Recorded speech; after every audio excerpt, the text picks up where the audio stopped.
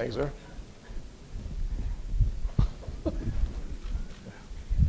I'm glad to see that you had. They got the memo on civility. Aren't That's you right. impressed? And I want to report that thus far midterm grades are good. Excellent. So, thank you all. Is this the final exam then? This is the final exam. I gave them assigned reading. I sent them Federalist 10. In this segment, this is the prerogative of the congressional scholar, okay? This is what I've always wanted to have a conversation with candidates about. Because it's not always apparent to me that once folks get to Congress, they think about these things as much. They might, and I'm looking forward to the two of you that are already there. Tell me if I'm wrong. But in this segment, I want to shift gears and talk a little bit about how these candidates would do their job in Congress. Federalist Paper number 10, James Madison talks about the importance of a representative democracy and the benefits it holds over a pure or direct democracy. That is a democracy where we'd all just register our vote for ourselves on every single issue that comes along. One of the things that Madison says is a benefit of representative democracy is that our representatives can gather and deliberate in a way that we as a country cannot. And that in that deliberative process, they can refine and enlarge the public view. That's what I want to talk about a little bit tonight, is how they view that role of representation. So, gentlemen, I'm going to give each of you a chance to respond to this. I do not care what order you take it in. When you say you want to represent me and the people in this room in Congress, what do you mean and how are you going to carry out that responsibility? What does it mean for you to represent me? How will you do that job? Who wants it first? I'm happy to start. One of the things I think is important as an elected official is to recognize that you're a public servant. And when I was appointed to the Senate, one of the first things I did was I went undercover as a senator. I put on some jeans, hat, disguised myself a touch, got on public buses, and drove around so I could talk to everyday people. Not take a poll, not hear from lobbyists. I wanted to hear from people. And then I worked odd jobs around the state. Worked at the Goodwill up here. And talked to people so that I could understand what the passion in their heart really is. Not what someone tells me that it is. What am I experiencing? I worked at a Moe's burrito, which was interesting. The little lady said, "You can't sweep at all, young man." I'm like, "Thank you for calling me young, because I can't sweep." But I learned a lot. So one of the most important things that I thought I should do is get around this state as a public servant and understand their issues. Second thing I've done is every year I go on a 46 county tour of all 46 counties in South Carolina. And I sit down with Republicans and Democrats, Libertarians and Independents, old folks, young folks, folks that have severe disabilities, folks who are doing really well. I want to have a cross-section of this state because I'm not elected to represent Republicans. I'm elected to represent South Carolinians and the country. And so I spent the vast majority of my time trying to have a listening tour. Trey and I are doing that right now on the criminal justice issue and on policing and community relations. We're on a listening tour. We've been in Columbia, came up here to Greenville last week, heading towards Charleston, so that we can understand and appreciate what the issues, challenges, and hopes are, even within the most fragile and difficult relations. So my answer is simply to learn to listen so that you can serve them well. Who's next? We can just go around if that'll work. That works for me. Well, Dr. Vincent, I appreciate you giving us that refresher on Federalist 10. It's been a while since I got to read it, so I got to get back in school mode a little bit. But aside from his discussion of a direct or representative democracy, the biggest ill that James Madison was trying to warn us about was, as he said it, public officials putting the interest of their faction before those of the public good.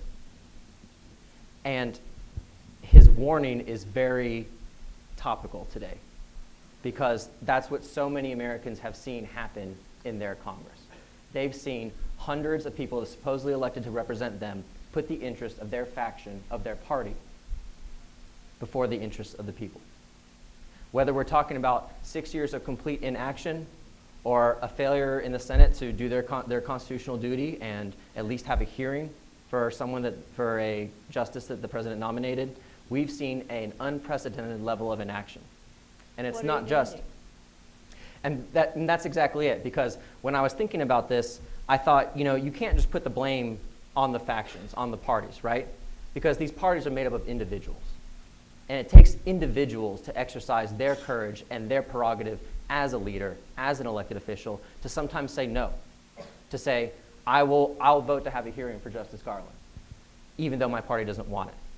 Or I'm okay with passing comprehensive immigration reform, even if my party doesn't want it, because it's the right thing to do, and it's in the interest of the people, of the public good.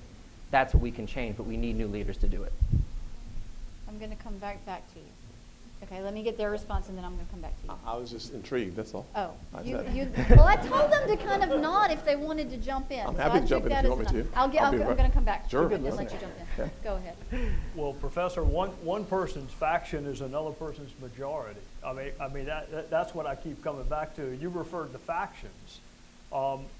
In a couple of weeks, there's going to be a vote, and either you'll win or I'll win. It'll be north of 50%. So necessarily, every vote you cast is going to disappoint about half the people that you purport to represent. So when I hear the word faction, that's usually a phrase people use when they're in the minority, when they don't like what's going on. But if you're the representative and you are consistently voting in a way antithetical to what a majority of the people of your district want, you're not going to be a representative very long. So you ask, what does it mean to represent? I'll tell my friends here, voting is a very small percentage of what members of Congress do. I get that it's what the media always judges us on. It's how many pieces of legislation have you passed? You must be historically ineffective. You haven't passed that many pieces of legislation. We have a task force now on over-criminalization, where we are going back and finding laws that were passed in the past that should not have been passed. So that is an ineffective barometer of success. My job is to listen to people I work for, many of whom disagree with me. Even in my own party, they disagree with me. Most of what our staffs do and a lot of what we do has nothing to do with politics. If you are someone trying to interface with your government on Social Security or Veterans Administration, or you have a passport issue, no one in my office will ever ask you what your political ideation is.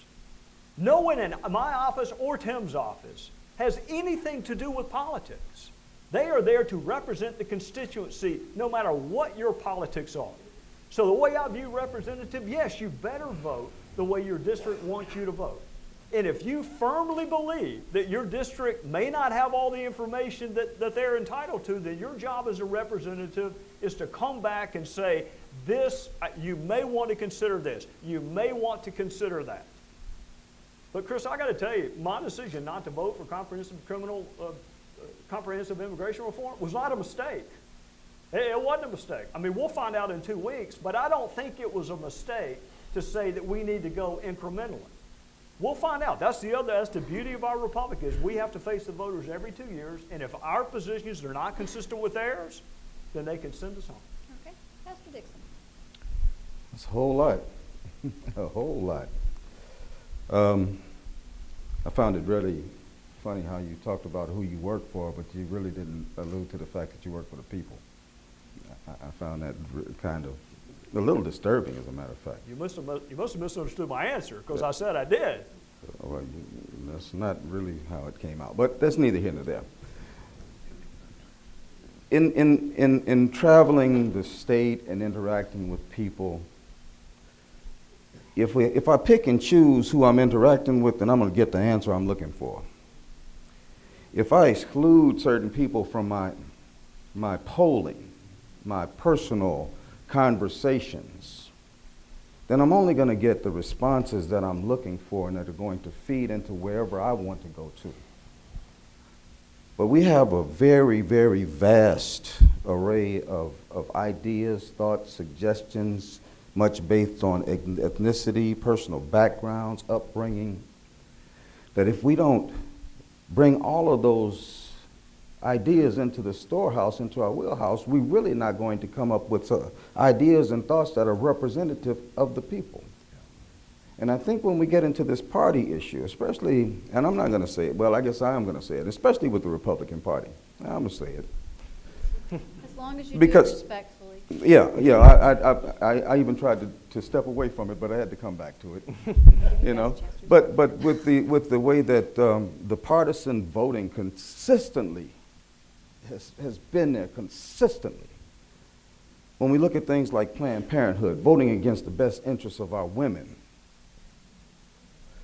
When we look at this is Pastor Dixon talking. Looking at the fact that in 2016, that $15 an hour is just barely enough for a person to live decently off of. Voting against the best interests of our seniors, voting against the best interests of our veterans, voting against all of the things that are going to make our nation better. I don't know who you're talking to, but the people that I talk to, because I come from a social justice advocacy background, and it only started since I came out of the prison system, okay? Been there too. So I understand what it takes in order to have comprehensive prison reform, because I've been there. You want to really know how to fix prisons? Let's do it the same way that we do when we go into the doctor. You walk into the doctor's office as a person, the doctor says, "What's wrong with you?" We tell him. We need to ask those who've been in the prison system how we fix prisons, not go for some super intellectual standpoint. But all of these different things, these experiences, these learned experiences, having my boots on the ground, as they say, for years, coming up in the projects of Chicago, interacting with those that are violent, actually, drug dealers, drug users. I've been shot at. Yeah, I understand how close that you can be to getting killed in the streets. When we sit as representatives of the people, then we need to understand that we represent all of the people, and we need to do what we can in order to hear from all of the people. I admire you for working at Mo's Day, but Mo's Day ain't getting to know the people. And it's kind of obvious when it comes to the voting records that getting to know the people needs to be a bigger priority than just Mo's one day or whatever. And I understand that you get to the schools too. Yes, that's well and good. But let me put it like I put it out there in the streets many times. Until you get to know Ray Ray and Pookie and them, you really don't know what's going on in the system. True story. Very true. Go ahead. Well, Ray Ray's my cousin. So let me just say this. I know him. I don't know. I know him. I'm not. Listen. I'm happy to have this conversation, because the fact of the matter is that to assume that myself or Trey aren't talking to all the people is the politically correct word is hogwash. So here's the fact. If you're looking for a classic example of a criminal justice system heading in the right direction, stay home. Look around South Carolina. We've closed 6 prisons. We are supposed to have 30,000 folks incarcerated. We've got 20,000 incarcerated. Because in 2010, legislation passed for criminal justice reform. According to our good friend Roland Martin on TV One, the states that are leading on criminal justice reform are Southern Republican states. I had to write down what you said because you said a lot of things in there. Being in touch with your constituents, one of the reasons why I visited 2 state prisons and sat there and fed them so that I could understand and appreciate what people are going through right now. What are the needs right now? How do we deal with folks right now? One of the reasons why Trey and myself are going around South Carolina, meeting in our current demographic makeup of our police and community relations, I think it's 3/4 black, 1/4 white, and probably half the cops are black and from around the state.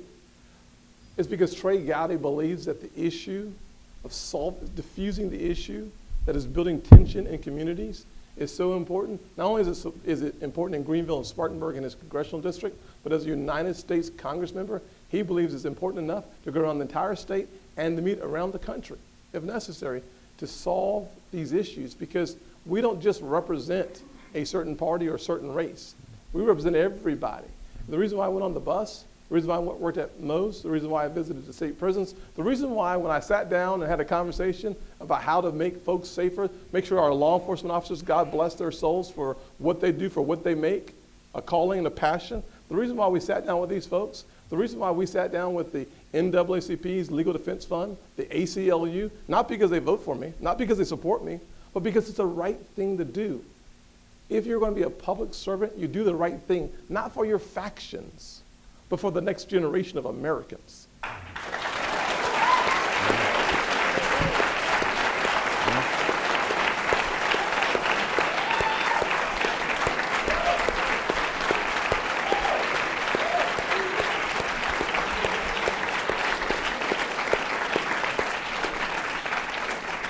Very well said, Senator, very well said. I guess that's why with the NAACP, they gave you an overall, both of you, an overall vote of F. I'm happy. And listen, here's my point, though. Let me get back to it. Let me get back to what I was going to say. If we're going to have a civil having conversation, visited, we better have one, because the reality of it is that having visited, I'm okay with the NAACP not appreciating my voting record. I'm going to meet with them anyways.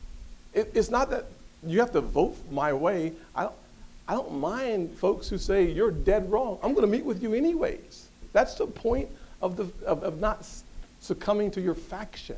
Is to be interested and engaged with people who are not like you, who are philosophically completely opposed to your position. You still sit down and have a conversation, even when they give you an F, or as the NAACP has referred to me as before, as a ventriloquist dummy.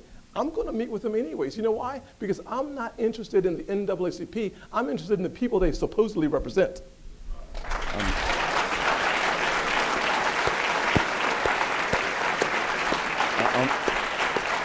I'm really sorry that the statement took us over the civility area and I just got over-talked, but let me get back to where I started. I appreciate that. Thank you so very much. You visited the prisons, okay? But while you were visiting the prisons, did you figure out that and initiate legislation in the Senate that's going to ban the box, that's inhibiting ex-felons from coming out and getting work? Did you start anything? Did you get anything there that that says that over time, here's how we're going to eliminate the thought of the debt being paid, but it never is paid, where people who went to prison in 1965 still can't get a job?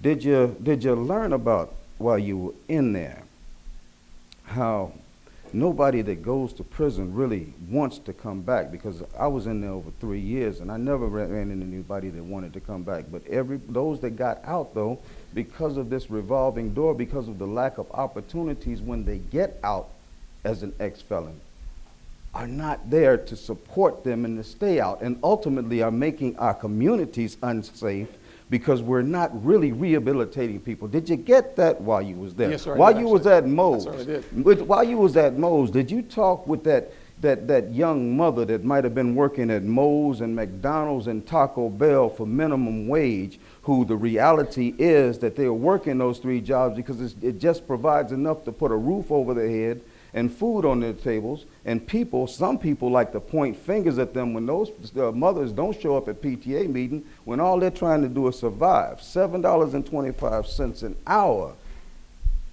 Did you get all of that out of it? And if you did, then why haven't you done your job? Okay, I'm glad you asked that question. Let me interrupt just a minute. Yes, sir. I'm going to give you a chance to That'd be wonderful. respond briefly. Yes. And then I'm going to give you two one final word because we are just about out of time. Oh gosh, this has got good. It goes Let's fast. let's I talk know. this through then. We need to do Let's this talk again. through. Absolutely. Here are the facts, what I discovered in my visits with the prison folks. Some really good people there who made a tragic mistake, and their lives were altered forever. We should never look down on other people, because but for the grace of God, there you might be. The average person incarcerated today has 3 things in common. They're functionally illiterate, they come from single-parent households, and they were mired in poverty, looking for ways out. So, I sat down with amazing folks. I believe it is the Kansas State, I might be wrong on the state. Kansas State Prison has opened the door for a company to come in and start training these prisoners on how to be productive and have a profitable life when they leave. They actually have started hiring the people. So yes, sir, I have now a classic example of what to do. As Trey said, 90% of these folks are incarcerated on the state level and not on the federal level. These programs allow these young men, mostly men, to make at least the minimum wage, maybe sometimes a little bit more, not much though, still $8 an hour. And when they leave prison, they leave with as much as $10,000. The best example is $40,000 in their savings account. They've been able to pay restitution. They've been able to catch up on back child support, and they get employed. 14 of these folks, since this program started 3 years ago, are now employed. 14. So, yeah, 14. There's only been 56 through this one program. It just started 3 years ago. And they're not getting out as often as some would like. Second thing, while I was at Moe's, absolutely. Here's what we know about the minimum wage and the conversation around it. We know that when you go from $7.25 an hour to $15 an hour, this is a good example of caring about the issue as Reverend Dixon does, as I do, having been raised by a single mother who worked 16 hours a day. So I get this, not just from Pookie, but from Timmy. Mm-hmm.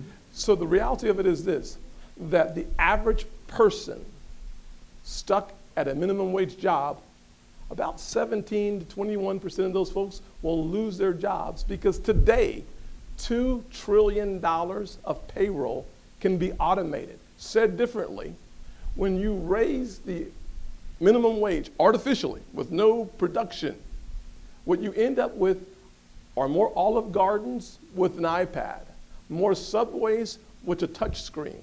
You eliminate the first rung of the economic ladder. And what does that mean? It manifests this way. It manifests that the average person that we're talking about has an unemployment rate of around 15%. And the guy or the gal that finishes their education while they're in prison and gets back in the workforce, you find that person making significantly more and the unemployment rate falls through the floor. Consistent with reality are these facts. And so what have I done? I've created the opportunity agenda. And I've been working on it for years. The opportunity agenda focuses on the most important foundation that the federal government can help build.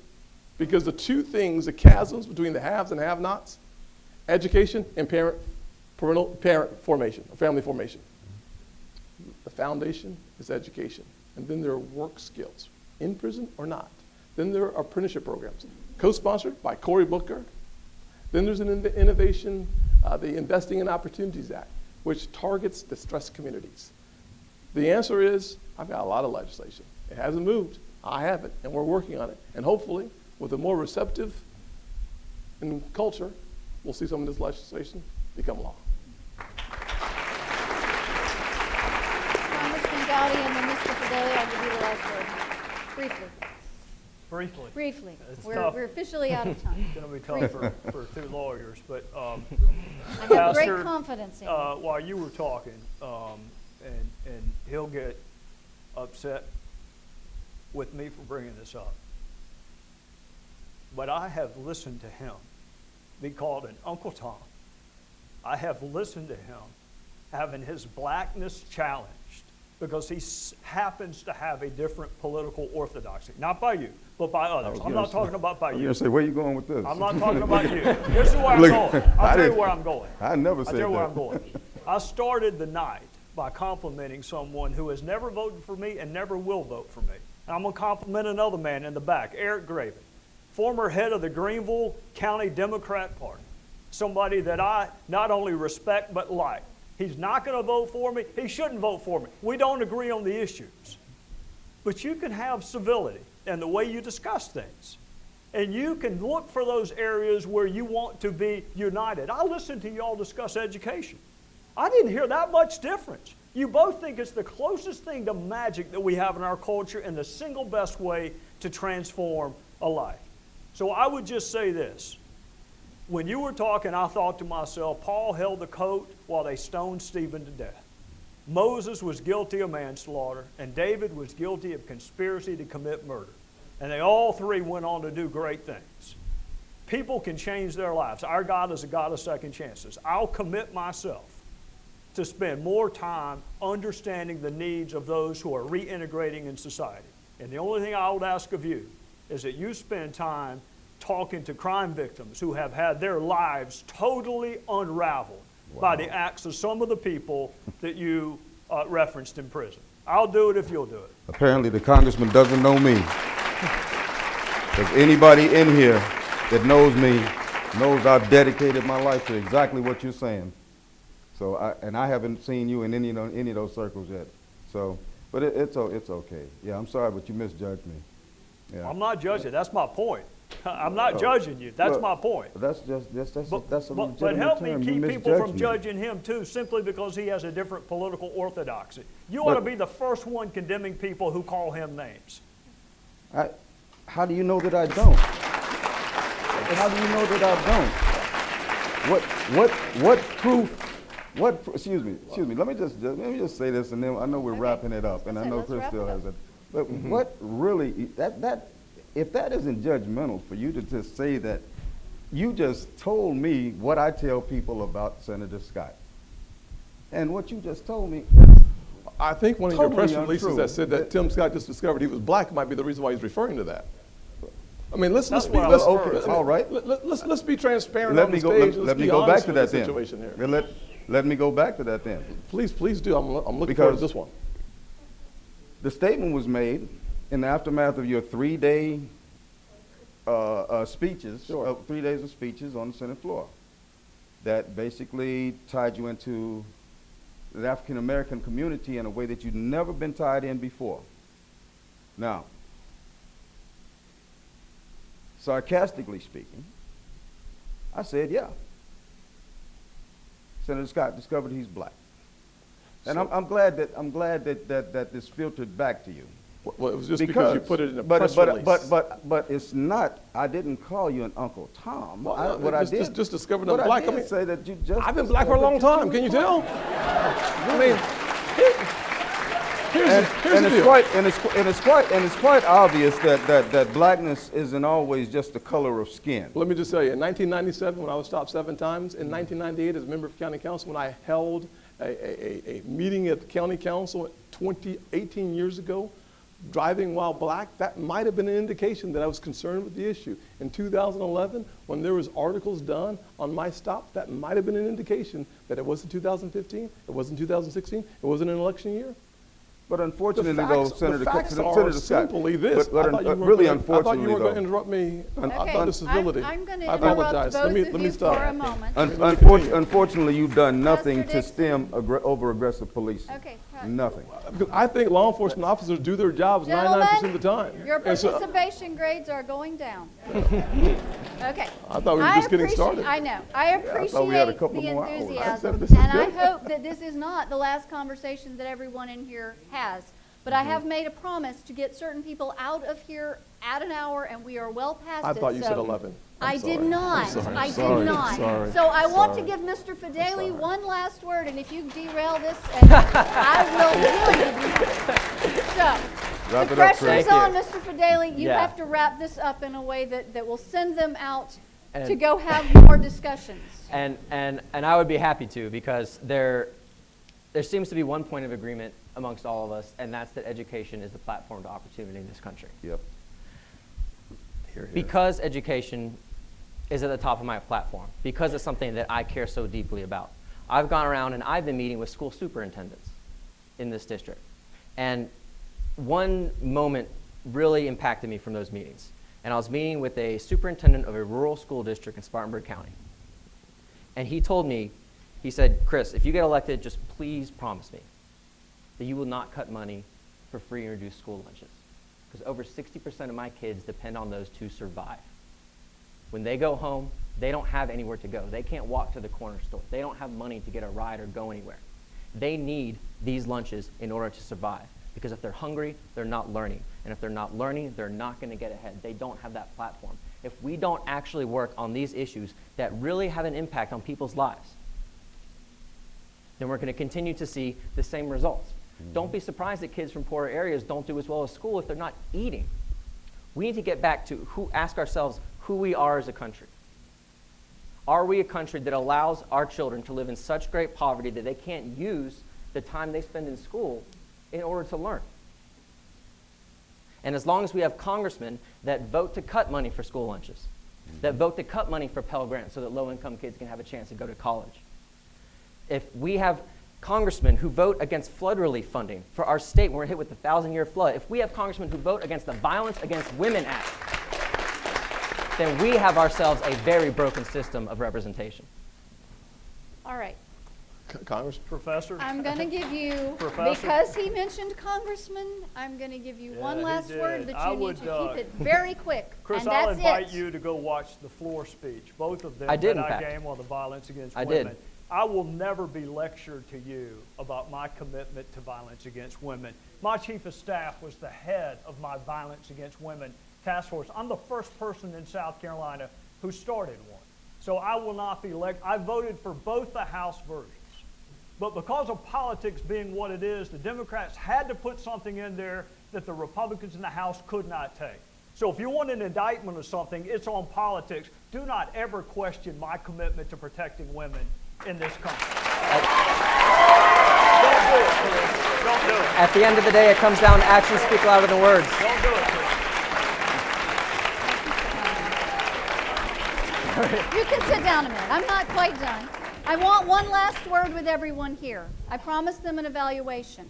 I hope that you recognize that we were actually able this evening to have substantive discussion. It is clear they don't all agree with each other on a lot of things, but I think it was also clear that there are some areas of common ground that could be discussed. We don't do it if we have parties walling themselves off. I commend these candidates for being willing to show up this evening and have a conversation with each other, even when parts of it were a little uncomfortable for them. I thank you folks for your participation and for keeping it civil. I was curious as to whether I was going to have to call anybody down. You applauded appropriately and then shut up. You laughed when appropriate. You made faces at them, and I am happy to say I have spent the entire evening and have not had to glare at anyone. So your participation grades all around are quite good. Thank you all, and thank these candidates again. Thank you, Senator. Appreciate you.